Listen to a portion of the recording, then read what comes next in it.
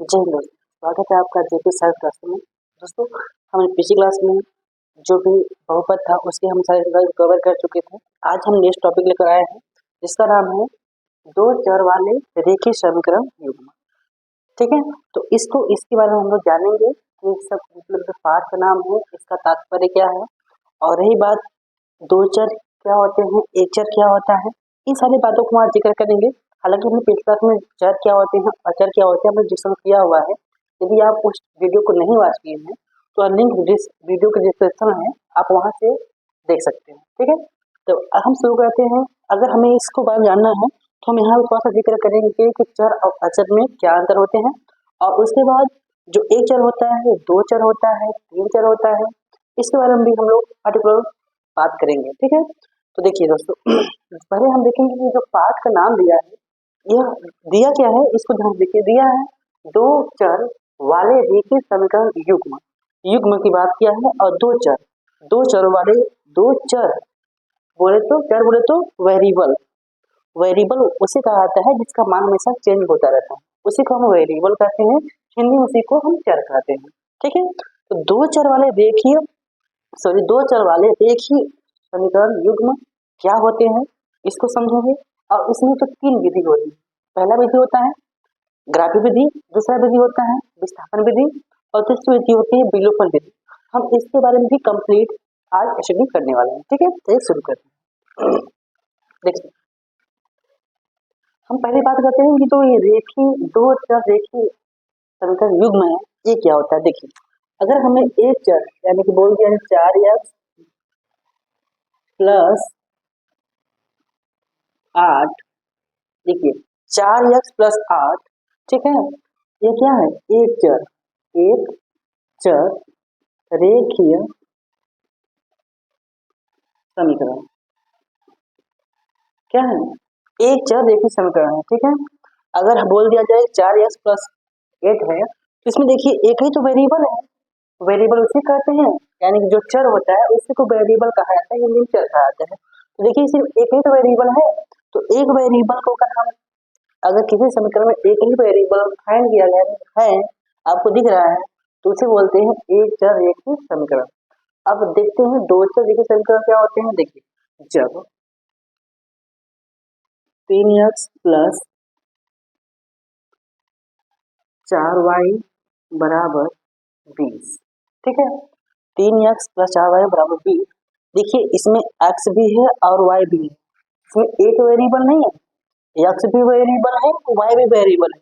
जब दो वेरिएबल एक साथ आ जाते हैं एक ही समीकरण में, तो उसे कहा जाता है दो चर, क्या कहा जाता है, दो चर रेखीय समीकरण। एक बात क्लियर हुई, दो चर रेखीय समीकरण क्या हुई, आपको क्लियर हुई। जब भी समीकरण में दो वेरिएबल आए तो उस समीकरण को हम दो चर रेखीय समीकरण कहते हैं। ठीक है, इतना क्लियर है। अब बात करते हैं युग्म, क्या बात करते हैं, युग्म। देखिए, माना a1 x² plus b1 x plus c बराबर 0, समीकरण number 1। a2 x² plus b2 x plus c d2 plus c2 बराबर 0, समीकरण नंबर 2। यहाँ तक क्लियर हुआ। अब हमें यहाँ से देखिए a1 b1 c1 a2 b2 c2 एक अचर, बोले तो एक अचर है जिसका मान बदलता नहीं है, लेकिन जो x² है, x है, इसका मान हम बदलता रहता है, तो ये चर हुआ। तो देखिए, अगर यहाँ से हम a1 और b1 के अनुपात में लिखें, कब, जब a यानी x² समीकरण 1 का और समीकरण 2 का, जो हम a1 और a2, a1 बटे a2, b1 बटे b2, c1 बटे c2 के रूप में हम फाइंड करते हैं। तब देखिए, पहला होता है क्या, a1 बटे a2 बराबर नहीं है b1 बटे b2। ठीक है, अब देखिए क्या होता है, a1 बटे a2 बराबर है b1 बटे b2, लेकिन बराबर नहीं है c1 बटे c2 के। तब क्या होता है, एक कंडीशन और बन सकता है, A1 A2 बराबर B1 B2 बराबर C1 C2। क्लियर है? देखिए, अगर A1 बटे A2 का मान B1 बटे B2 के बराबर नहीं है, क्या बराबर नहीं है, तो क्या होगा? यह होगा क्या प्रतिच्छेदक,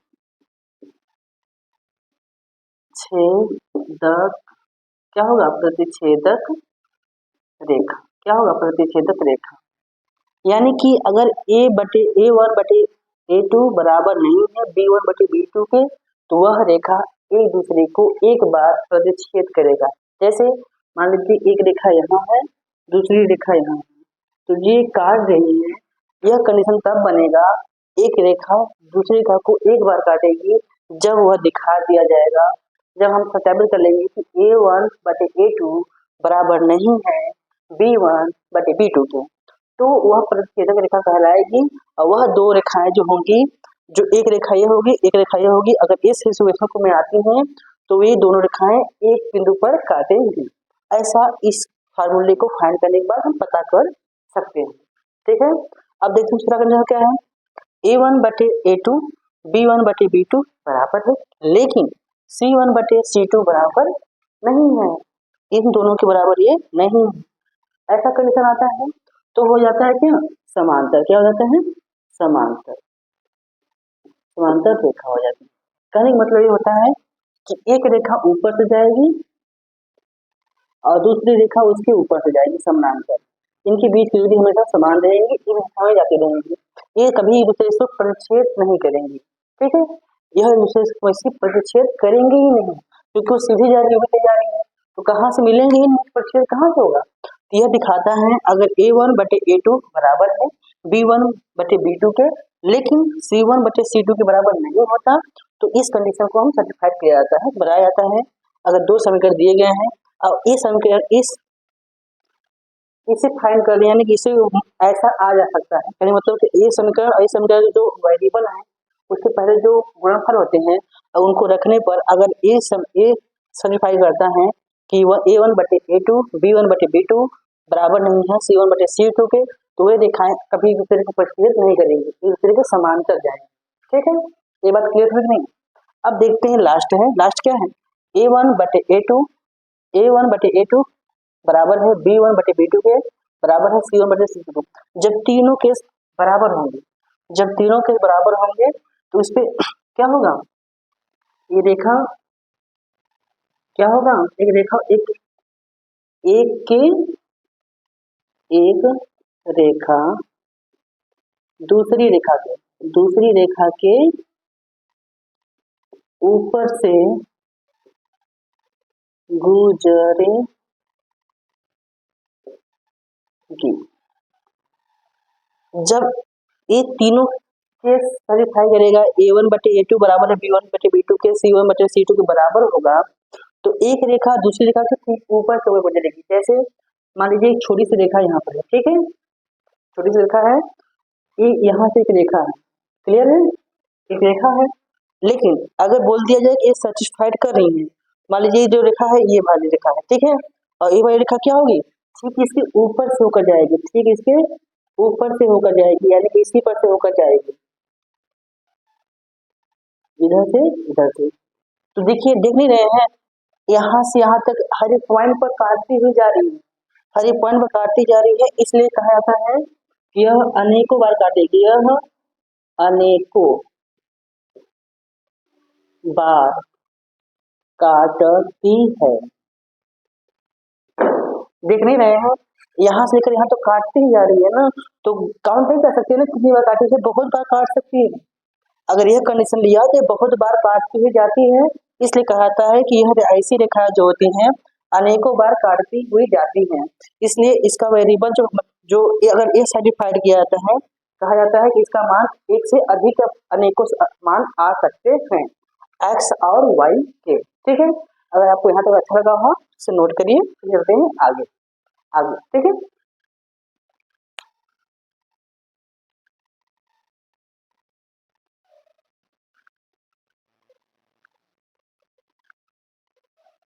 हो गया दोस्तों।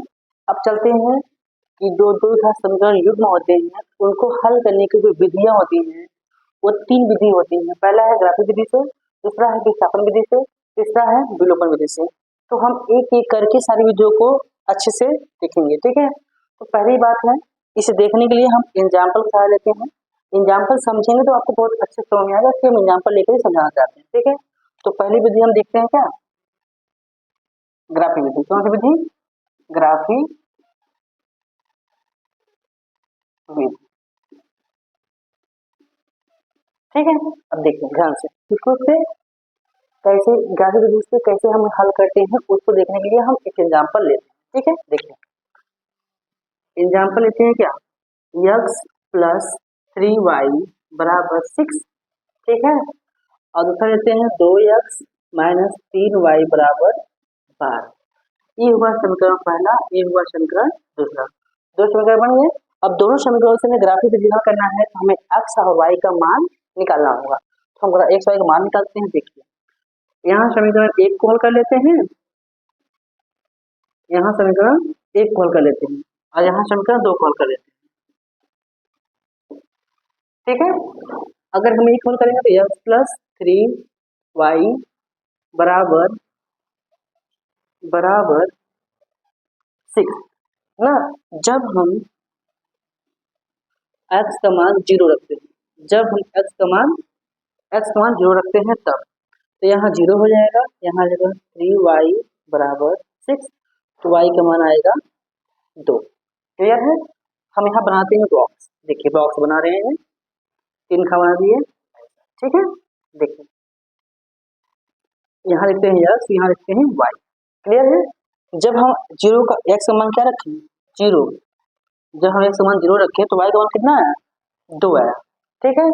अब हम यहाँ जगह अब हम यही जगह y का मान रखते हैं 0। जब y का मान 0 रखते हैं तब देखिए तो x बराबर कितना आएगा, x प्लस 0 बराबर 6, x का मान आएगा 6, ठीक है। यहाँ x का मान आया 6, y का मान आया 0, ठीक है। हमने मान निकाल लिया, x और y का मान निकाल लिया। ऐसे ही समीकरण का मान निकालेंगे। देखिए 2x माइनस 3y बराबर 12। देखिए जब x का मान 0 रखते हैं तब तो x का मान 0 रखते हैं तो यहाँ 0 हो जाएगा, 3y बराबर 12। यहाँ से पूरा मान 0 हो जाएगा, यहाँ जाएगा तो माइनस 3y बटे में 12, y का मान निकालेंगे तो माइनस 4 आएगा। क्या आया, माइनस 4। अब यहाँ पर हम एक सारी बना लेते हैं, बना दिए सारी, ठीक है। इसको हल करेंगे। देखिए x y, जब हमने x का मान 0 रखा तो y का मान क्या है, माइनस 4 है, ठीक है। अब हम क्या रखते हैं, y बराबर 0 रखने पर, y बराबर जो 0 रखते हैं क्या मिलता है, देखिए यहाँ रखेंगे 2x माइनस, यहाँ हो जाएगा 0 बराबर 12, यहाँ होगा x मान कितना आएगा, यहाँ x मान आएगा 12 बटे 2 बराबर 6, x का मान आया 6। जब हमने y का मान 0 रखा तो इसका कितना है, 6, ठीक है।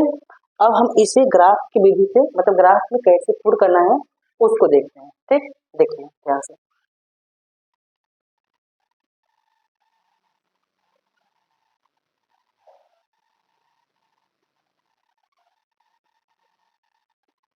एक 2 3 4 5 6 7, -1 -2 -3 -4 -5 -6, ठीक है। यहाँ होगा तो 0, 0 -1 -2 -3 -4 -5 -6 -7, ये बन गया यहाँ तक कंप्लीट। अब देखिए हमें पुट करना है क्या, पहले लेना है क्या, यहाँ देखिए अगर हम पहले लेते हैं तो 0, x का मान कितना है, 0 है, y का मान 2 है, तो x का मान 0 यहाँ होगा, y का मान कहाँ है, यहाँ पर, y का मान यहाँ पर, ठीक है। क्लियर है।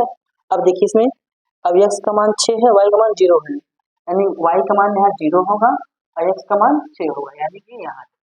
क्लियर है, ठीक है, कोई दिक्कत नहीं। अब आगे देखते हैं, इसमें देखते हैं क्या होता है, x का मान जो 0 होगा यानी x का मान 0 होगा इसी पर होगा और y का मान कितना होगा, -4, यानी कि नीचे है, -4 कहाँ है, यहाँ पर, ठीक, माइनस आ गया, कोई दिक्कत? देखिए माइनस आ गया। अब आगे देखिए यहाँ पर है, यहाँ पर है। अब क्या करेंगे, जो ई रेखा है यहाँ मिलाएंगे, ये रेखा यहाँ मिलाएंगे। देखिए क्या करना है हमको, यहाँ से एक मिनट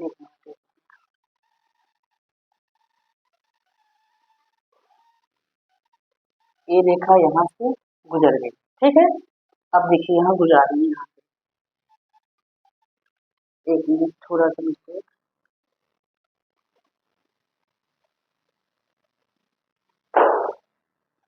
गुजर गया, क्लियर है। अब देखिए ये रेखा एक ही जगह काटी है, केवल बस कहाँ काटी है, केवल 6 पर, क्योंकि एक्स एक्सिस पे 6 पर काट रही है, केवल एक रेखा इधर से जा रही है, एक रेखा उधर से जा रही है। तो क्या इस बात को सब्स्टिट्यूट कर रही है, देखिए ध्यान से। अगर मान लीजिए यहाँ ए क्या है, एक मान लीजिए 1 है और यहाँ A2 कितना है, 2 है, बराबर है, क्या बराबर है, 3 ऊपर है और बटे -3, क्या इसके बराबर है, नहीं बराबर नहीं है। जो बराबर नहीं है वही ना हमें बैठा A1 बटे A2 बराबर नहीं है किसके, क्लियर है, ये क्लियर है कि नहीं सर्टिफाइड। तो अब हम देखते हैं विस्थापन विधि। विस्थापन विधि से हम कैसे सॉल्व करते हैं, हमने अभी भी देखा ग्राफ विधि हो गया, ग्राफ विधि का हमने कंप्लीट देखा कैसे सॉल्व किया जाता है। अब हम देखेंगे विस्थापन विधि। विस्थापन विधि से हम कैसे जो घात दो दो चर रेखा समीकरण होते हैं कैसे सॉल्व करते हैं, हम उसको भी अच्छे से देखते हैं, ठीक है। आइए शुरू करते हैं। हमने वही समीकरण लिया है जो हमने उसमें लिया था, जो हमने ग्राफ विधि में लिया था, उसी वही विधि को हमने विस्थापन विधि में समीकरण को लिया हुआ है, ठीक है। अब देखिए इसमें विस्थापन मतलब होता है कि जो वेरिएबल हम किसी एक को पार्टिकुलर मानकर उसका हम मान निकालते हैं और फिर समीकरण बनाते हैं, उस समीकरण में उस मान को पुट करते हैं। आइए हम समझाते हैं, यहाँ से समझ में आएगा। देखिए अब यहाँ से हमने मान लीजिए हम समीकरण लेते हैं, जिसे x प्लस 3y बराबर 6 है, तो हम यहाँ x का मान निकालते हैं। किसका, x का मान निकालेंगे तो 6 माइनस 3y बराबर 3y। अब ये हो गया समीकरण नंबर 3, ठीक है। समीकरण 3 हो गया। अब देखिए क्या लिखेंगे, समीकरण 2 में समीकरण 3 का मान रखने पर, ठीक है।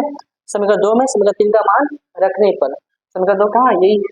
तो देखिए 2 है, हमें x का यहाँ x है तो x न लिखकर x का मान कितना है, 6 माइनस 3y। हम लिखेंगे क्या, 6 माइनस 3y कोष्टक बंद। अब क्या है यहाँ पर है क्या, देखिए माइनस 3y बराबर 12, सही है, कोई दिक्कत। हमने क्या किया, जहाँ x था यहाँ x का मान उठाकर रख दिया, कुछ नहीं किया, बस x का मान उठाकर रख दिया, ठीक है। आगे देखिए अब इसका उड़ा इसमें करेंगे फिर इसमें करेंगे, तो 6 दूना 12, यहाँ करेंगे तो क्या आएगा, 6 दूना 12, यहाँ करेंगे तो आएगा आपका 3 दूना 6 माइनस 3y बराबर 12, ठीक है। अब इनको जोड़ेंगे क्या आएगा, देखिए ये तो 12 माइनस 9y क्या होगा, 9y बराबर 12। अब देखिए प्लस में है, उधर जाएगा तो माइनस हो जाएगा, तो माइनस 9y बराबर 12 माइनस 12, इसे एक कर जाएगा तो आएगा माइनस 9y बराबर 0। अगर 0 में किसी से हम भाग करेंगे तो उसका मान क्या आएगा, 0, तो y का मान क्या है, 0। जब y का मान 0 आया तो जो 0 आया है वैसे हम अगर हमें x का मान निकालना है तो हम समीकरण 2 में या समीकरण 3 में हम मान रख देंगे, हमें x का मान भी निकल जाएगा। देखिए हम रखते हैं किसमें, y का मान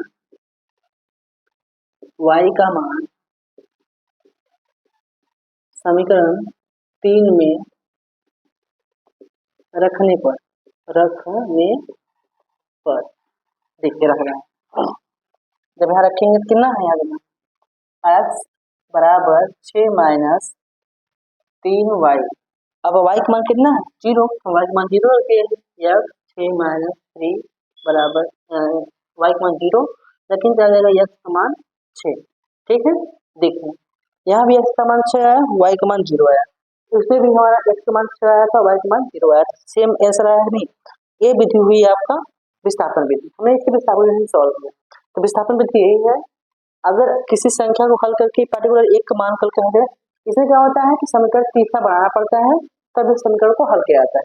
ठीक है, विस्थापन विधि समझ में आया और ग्राही विधि समझ में आया। अभी एक बचा हुआ है विलोपन विधि, उसको भी हम कवर करेंगे, तरीका नोट करिए। ठीक है, नोट करिए दोस्तों। अब देखते हैं लास्ट और जिसे विलोपन विधि कहा जाता है, इसको भी हम सही से देख लेते हैं, कवर हो जाएगा। कि भाई जो दो चर रेखीय समीकरण वाले जो युग्म होते हैं उनको हल करने के लिए दो विधि बनाई जाती है, और 3 विधि बनाई जाती है। तो दो विधि हमने देख लिया है, लास्ट विधि है विलोपन विधि, तो इसको भी हम अच्छे से कवर कर लेते हैं। ठीक है, आइए शुरू करते हैं। देखिए हमने ग्राही विधि में भी वही समीकरण लिया था, विस्थापन विधि में भी हमने वही समीकरण लिया था, और विलोपन विधि में भी हमने वही समीकरण को लिया है, ताकि आपको अच्छे से समझ में आ जाए। ठीक है, देखिए अब देखिए इसमें कुछ नहीं करना होता है, समीकरण 1 समीकरण 2 बन जाता है, पहले बना होता है। अब हम समीकरण 1 के समीकरण 2 को किसी एक वेरिएबल को बराबर करना होता है। यहाँ पर क्या है, 2 है, यहाँ पर 2 है, यहाँ पर 1 है, तो हमें किसी इसको किसी एक वेरिएबल को बराबर करना होता है। ठीक है, देखिए अब यहाँ क्या लिखा है,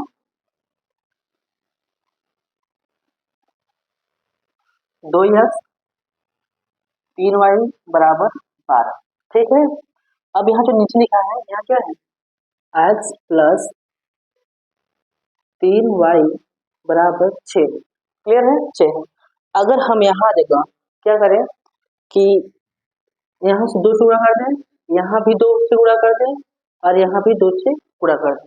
ठीक है, अगर हम यहाँ से 2 से गुणा करेंगे क्या आएगा, यहाँ आएगा 2x प्लस 6y और बराबर 12, यहाँ पर आ गया। अब इस वेरिएबल में हम इसमें क्या करेंगे, गुणा कर देते हैं, या फिर हम यही करके लिख देते हैं, इसी को हम यहाँ लिख देते हैं, यहाँ पर। एक मिनट,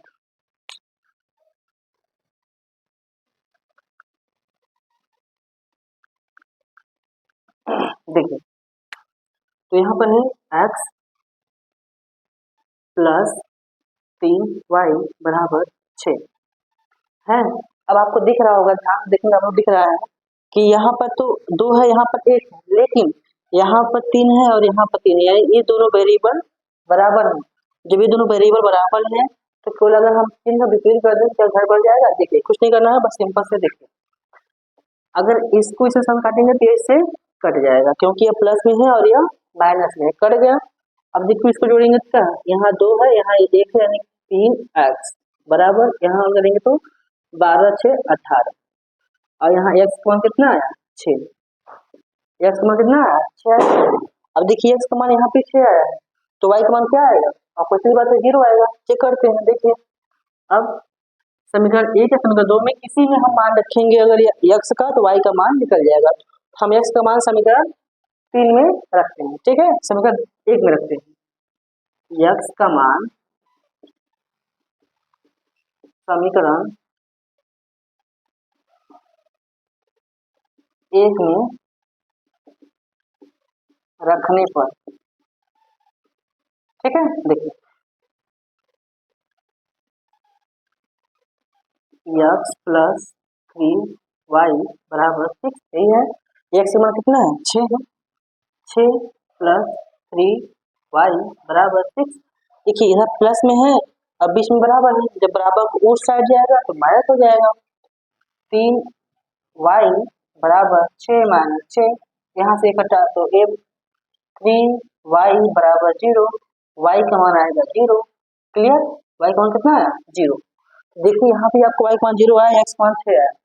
तीनों विधियों में हमने x का मान 6 y का मान 0 ही प्राप्त किया है, जो कि हमने तीनों विधि से देख लिया। आपको विश्वास मुझे कि आप लोगों को तीनों विधि अच्छे समझ में आ चुकी होंगी।